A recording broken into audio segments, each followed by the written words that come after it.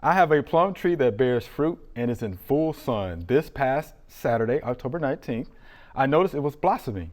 Why is it doing that this fall? Will this impact its fruit production in the spring? Should I trim it? Right, this is Ian in Memphis. So we have a couple of things going on here, right? It's blooming we're all now. fruit people here, so Right. we're all Yeah. dying like, I got this Right. one. So it's blooming, right? Now, will it impact fruit production in the spring? And should I trim it?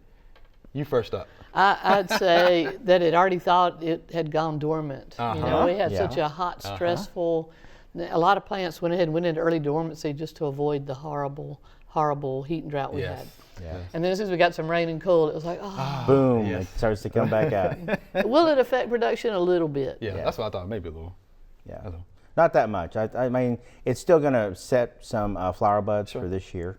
But yeah, I wouldn't prune it back. No. Because then you're going to ruin your next year's crop. But yeah, it's nothing that you need to worry about because, again, it goes through that cycle. It goes through a stress cycle.